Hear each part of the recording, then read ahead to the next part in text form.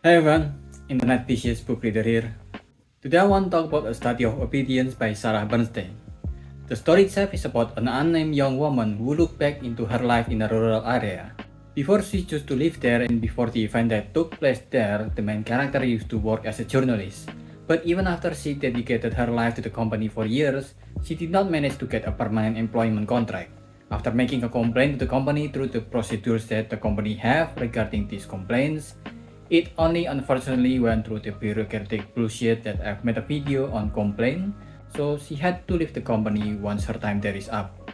She then continued to become a typist for a legal firm, but nobody in the company appreciates the person who recorded their words being in the same space as them. So she left, and when she left, they made a celebration out of her leaving the company or her leaving the office. That's when she decided to leave the city to go to the country where her brother lived.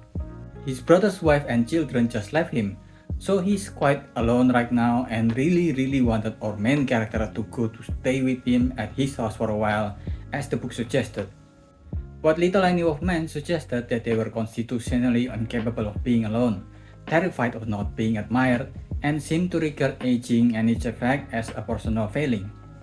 And I think I understand why his wife and children left him as if they're escaping from him. The dude is, for lack of a better word, weird.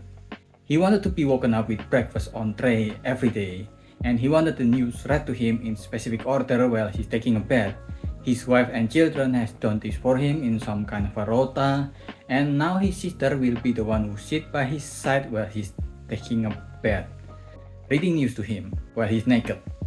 The writing is so unique, I've never read anything like it before, and it led to some interesting wordings. There's an excessive use of comma, but it fits the storytelling quite well since the story is told through a diary-like narrative of the main character.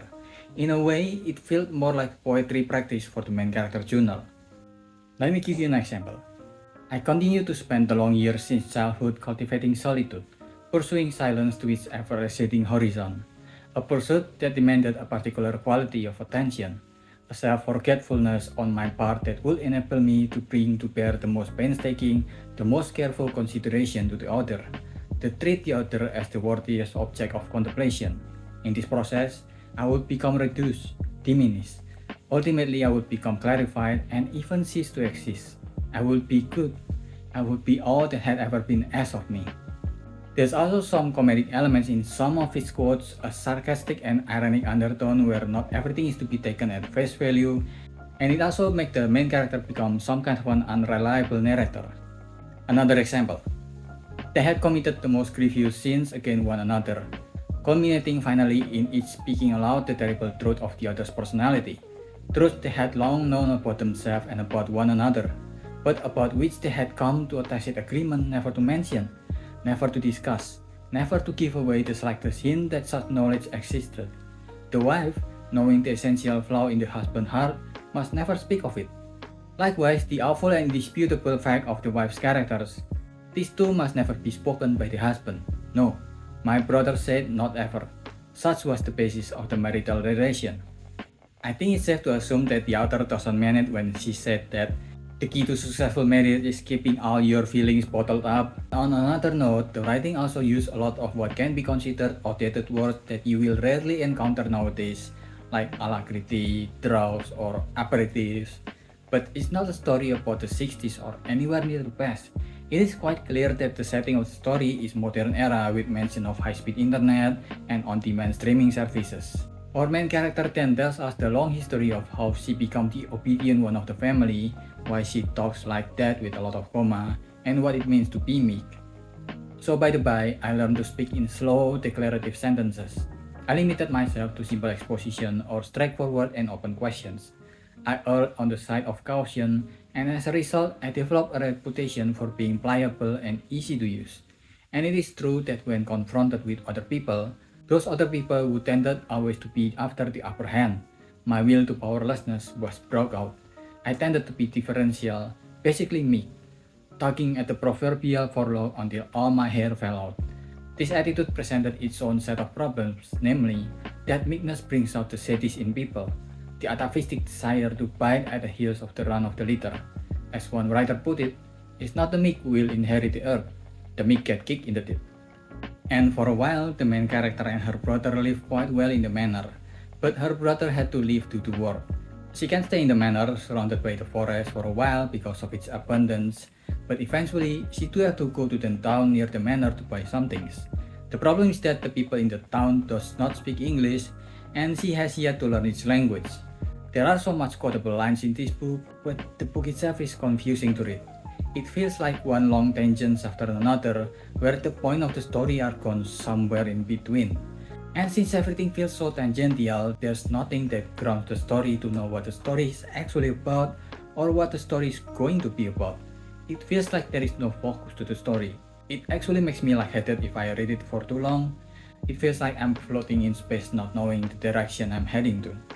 If some storytelling like Cormac McCarthy was praised because every word is placed there because every word is necessary as part of the storytelling, this book is the opposite of that.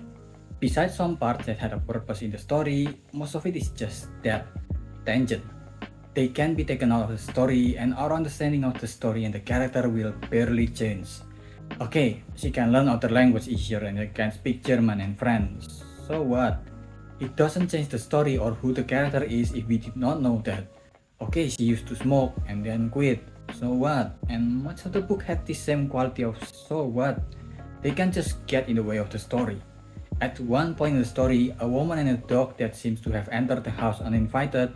The book said that she had to have gone through the front door, but the front door is supposed to be locked, and the book for some reason decided to have about 3 or 4 pages of nothing. It doesn't explain how she got in there, why she got in there, but it takes so long before the main character said hello to the woman. And the story about the woman with the dog goes on for pages after pages, which leads to nothing. At another point, for some reason, the town also performs some sort of ritual involving burying straw dolls, but anything interesting that is happening in the story is buried under a lot of nonsensical stretching of the story, and they mostly led to, again, nothing. Honestly, most of the book can be straight up deleted, and it might be a much better book. There's really no need to talk about the time she practiced writing, where she learned how to use semicolon and such. It only makes the story feels bloated and boring, but the book not only wrote those, but even continue with how the main character uses comma and colon. What am I even reading? I didn't even get what the theme of the story is from reading it.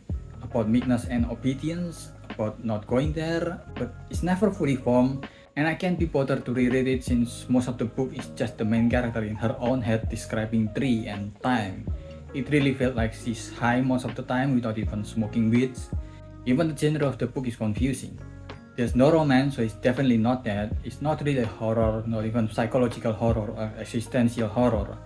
Even Agretsuko had more of those horror compared to this book. It's also not really a mystery. Yes, the town had something suspicious going on, but it doesn't really lead to anything in the story. It's a nothing event. The part that describes the book the best, I think, is the dog with the random pregnancy. The dog might look pregnant, but it is actually not. The book might seem to have substance, but it's actually not. This book is just like Westernland that I just reviewed. What makes it good is also what becomes its downfall. There are a lot of good things about the writing, but it's really undercooked. I do hope that the author will try again with this style of writing, but either manage to cut out all the unnecessary parts or manage to make all the parts necessary. I give this book a 2.5. What do you think? Are you gonna read it? Did I miss anything? Leave your thoughts in the comment below and subscribe to the channel. That's about it.